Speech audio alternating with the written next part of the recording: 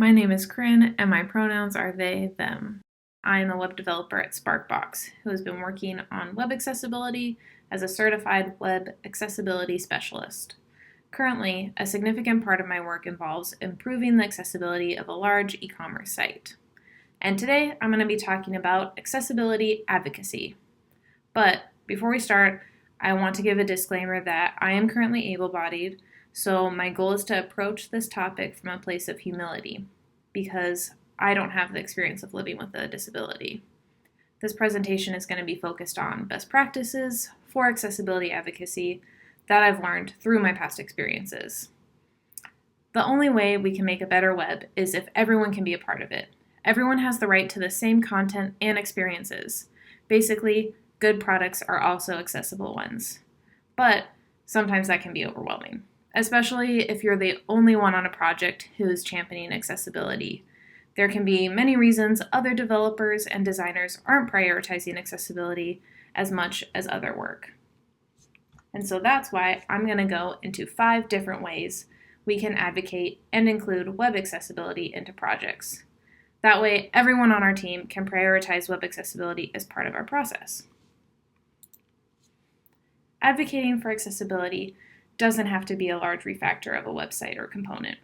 That's awesome if you can go in and refactor your website and make it perfectly accessible, but unfortunately the world isn't a perfect place, and more often than not there are budget and time constraints, so we can't always do that. But there are still small everyday things we can do as developers and designers to advocate for accessibility and make that part of our process, even if your company isn't investing time or money into accessibility. So point number 1, add suggestions for accessibility solutions to tasks. Sometimes it can be intimidating to work on an accessibility feature or fix if someone doesn't know where to start. We all started at the same place, not knowing anything about accessibility. So, keeping that in mind, you can add suggestions on what an accessibility solution would look like to descriptions of cards or stories your team is currently working on. That way, the work for those cards can be more approachable to people. Basically, it's easier for someone to pick up a card that they're comfortable with rather than a card that has no direction. No matter how many times you tell someone that accessibility is important, if they have no idea what to do, they probably won't work on it. So for an example related to this point, if there's a card to refactor the navigation component on your project, you could take a few minutes to do some research for that card, maybe a quick screen reader and keyboard test, looking at the markup for that component. And if you realize that the component is not accessible and needs a certain ARIA attribute, such as an ARIA expanded that needs to be toggled when a user interacts with the menu button, add that information to the card. So that should include the accessibility issue and the requirements to fix it.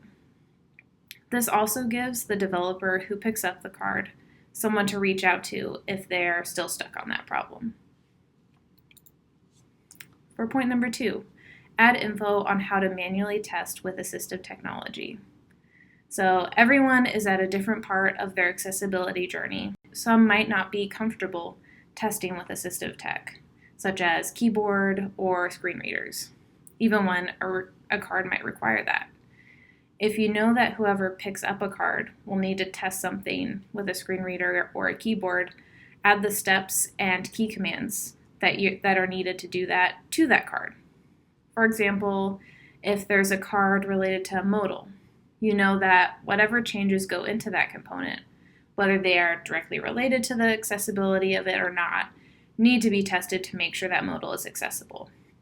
I do want to make a point that if you're a developer who doesn't have a disability that requires you to use assistive tech every day to navigate the web, such as myself, these tests do not replace user testing with people who have disabilities, but they can help us catch bugs in the meantime.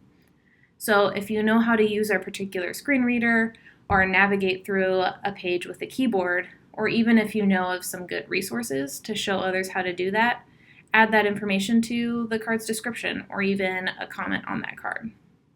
Oftentimes, these are things we can do ourselves, but if we're willing to give others the tools so they can learn and accomplish these things themselves, then you might not be the only one advocating for accessibility on your team anymore.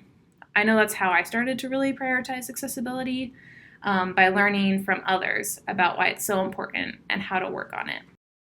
Point number 3, offer to pair with someone on accessibility tasks.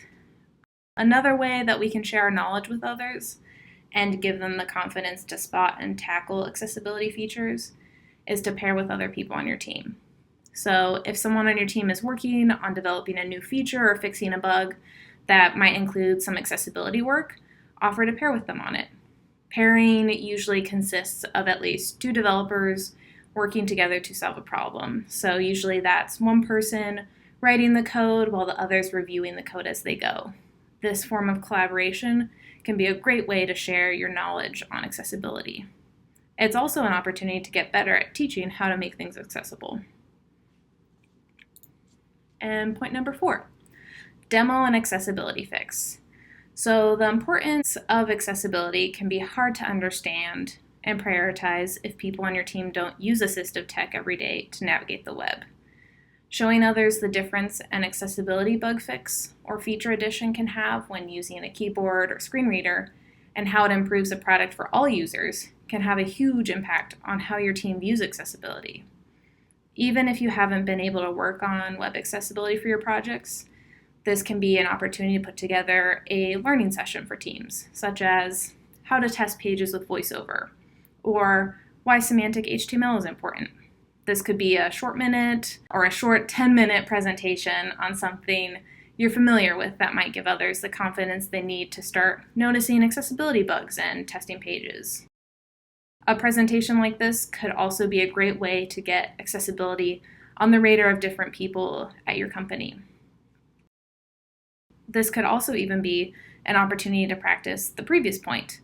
So after demoing, if someone has questions or needs more of an explanation, you could offer to pair with that person on the content you demoed and go a little bit more in depth.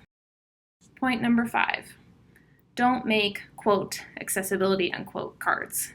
As an industry, I think we need to have a different mindset when it comes to working on web accessibility.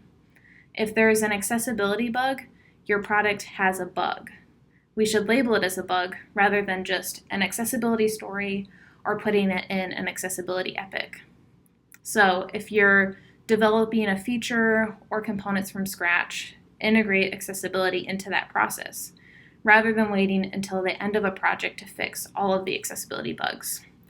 So that would mean if you have cards to develop new features, include information on accessibility requirements in those cards with all of the other work, similar to the first 2 points I made, which were to add suggestions on accessibility solutions to cards, as well as add info on how to test with a keyboard and various screen readers. And more often than not, it can be more difficult, time-consuming, and thus expensive to fix complex functionality that's inaccessible. For example, the page flow of your website might not make sense to screen reader users, or there might be a focus trap on your page. Fixing this after the fact is much more difficult than it would have been to develop with accessibility in mind in the first place. This shift in thinking can help us understand that accessibility isn't its own separate thing. It's a part of the web and web development just as much as HTML, CSS, and JavaScript are. For takeaways from this, I would challenge everyone to set these 5 points as goals for the projects you're working on, even if that means tackling these one at a time. Like anything in web development, it takes small steps to learn and gain confidence in a subject, so take it step by step. Practicing these actions will have an impact on your team and other developers you work with to make your projects accessible to all users. And to wrap things up, here are a few resources that I've added. The first one is all of the accessibility articles from Sparkbox blog, The Foundry. The next is a color contrast tool, which is really helpful when keeping accessibility in mind, especially during the design phase of a website. And the next 2 are keyboard shortcut cheat sheets for the VoiceOver and NVDA screen readers. So they include all of the keyboard shortcuts needed to navigate with those screen readers. And the last one is a keyboard testing cheat sheet. So same thing, the key commands that you need to navigate through a page and with certain parts of a page. So I use these all the time. I would definitely suggest keeping them handy because you want to be testing a site with what's expected. For example, what's expected when navigating through a radio group is different than what navigating to different headings. But with that, I just want to say thank you so much for watching, and I really hope you enjoyed this presentation.